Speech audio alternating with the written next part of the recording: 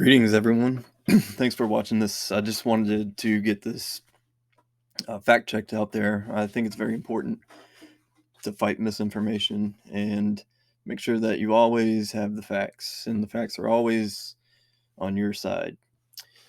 So we come over here to CNN Politics, and we got this guy, Daniel Dale. Daniel Dale, he's a reporter for the CNN's Washington Bureau, where he fact checks political claims.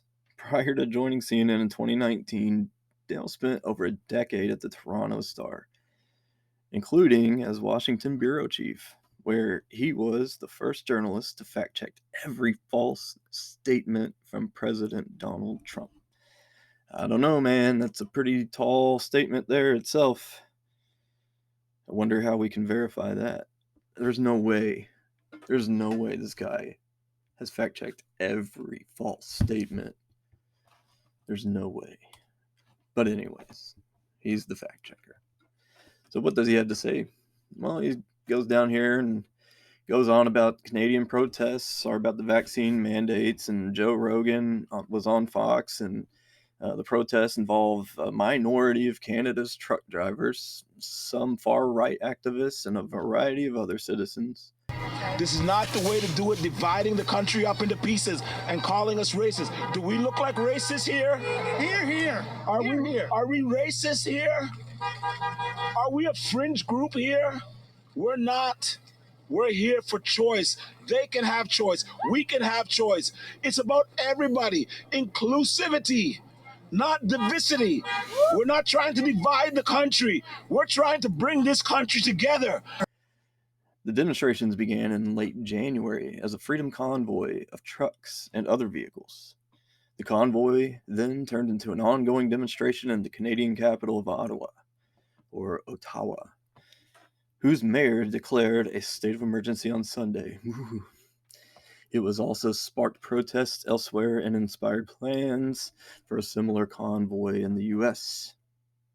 The protests have been touted on right-wing U.S. television station Fox News, you mean? And have been cheered by some prominent Republican office holders and conservative pundits. Organizers have raised millions of dollars. Former President Donald Trump even weighed in with a statement praising the protesters and denouncing Trudeau. The convoy started after Canada began requiring truckers across the... Okay, you get it. I think we all know. Now, believe it or not, those aren't what he's going to be fact-checking below. He's got some other complaints. I don't know why he left those things that he stated up here out, because in my opinion, that's where the fact-checking needed to go. But let's go down here and see what he's got to say. Oh, you know what? These organizers, they claim that there was 50,000 truckers headed to Ottawa. And Joe Rogan, the dangerous COVID-19 misinformation guy, he said on a show in late January that the convoy involved apparently some insane amount of people, like 50,000 trucks. Even larger figures like 80,000 or over 130,000 trucks swirled on social media. It's dizzying. Facts first. The number of trucks involved in the protest was never anywhere close to 50,000. Such a number of trucks would have taken up hundreds of miles of road space. This protest occupied. Canadian journalists put the number of trucks in the hundreds in late January, and Canadian journalists, they're always the most accurate. Ottawa Police Chief Peter Slowly, who never lies or does anything wrong, told reporters on January 31st that it was impossible to provide exact crowd size figures, but that he had heard numbers as high as 18,000 total demonstrators, not just truckers, present in the city at the peak of the protest on January 29th. No credible source has reported that the number of participating trucks in particular ever approached tens of thousands, let alone 50,000. Good. Thank you, Daniel Dale.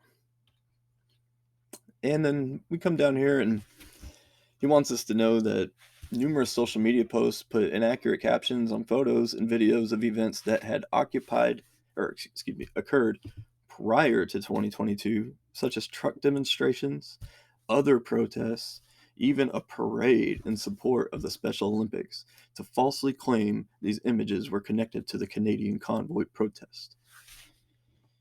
Okay, so they used pictures from events other than the trucker convoy and promotions for the trucker convoy, like pictures of trucks and things like that, and pictures of people holding flags together, but it wasn't from this one. So if you see some of those pictures promoting it and the people are wearing shorts, that's how you know it's misinformation. That's just a pro tip. Okay. Well, that was a good one. That was a good one. I mean, this is important, hard hitting reporting. Very important, especially TMZ would. TMZ really needs to hire this guy, I think, because he would be a gem over there. Or the National Enquirer. A false claim about police resignations. Okay, so somebody said that 50% of Ottawa police force have all turned in their resignation today, suggesting these supposed resignations had happened because the officers support the protests. Okay. Well, has anyone? They don't really say. These claims were entirely false. Ottawa Police spokesperson Constable Amy Gagnon said in Monday emails to CNN that there have been no resignations in relation to the demonstration, and all available officers are working. Fact check. Ding. Facts first. That's a good one. That's a good one. False claims about government and hotels. Rupa Subramanya, or something like that, who has more than 128,000 Twitter followers and writes columns for the National Post, a conservative Canadian newspaper, tweeted on Sunday, "I've heard from so many today that some Ottawa hotels have been instructed by the city's feds not to give out rooms to the protesters. The Marriott downtown apparently is empty, but evidently all the rooms are booked. Someone should really investigate if this is true." So they called some hotels up there and asked if it was true. They employees who took CNN's calls at the downtown Marriott and 5 other Ottawa hotels on Monday said their establishments had not been given any anti-protester instruction by any government. Patrick Champagne, press secretary to Ottawa Mayor Jim Watson, told CNN that the claim is categorically false, and he's a mayor spokesman, so he can't lie. Alexander Cohen, spokesperson for Canadian Public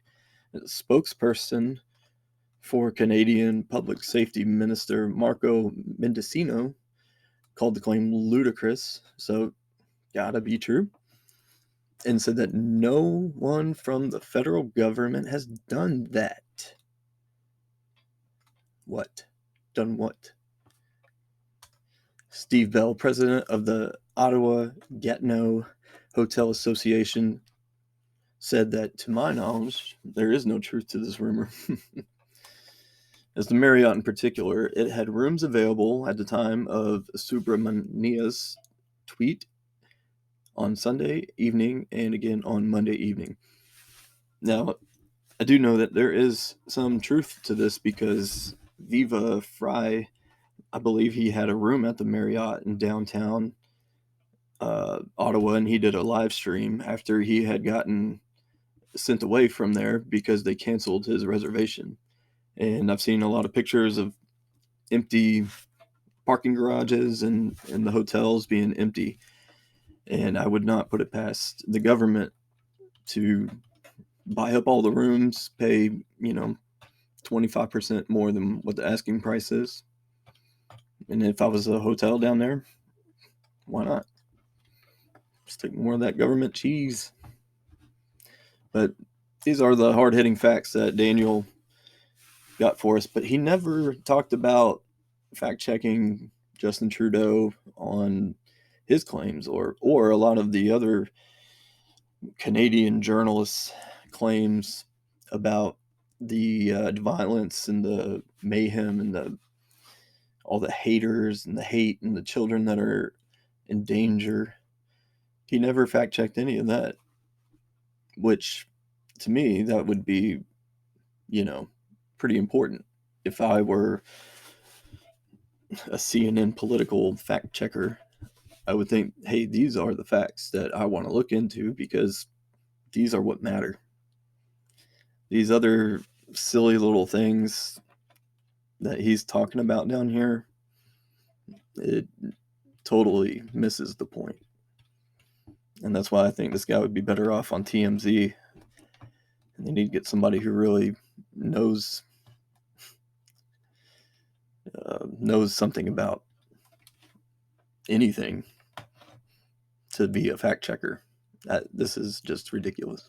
I'm speechless. Let me know what you think. Thanks.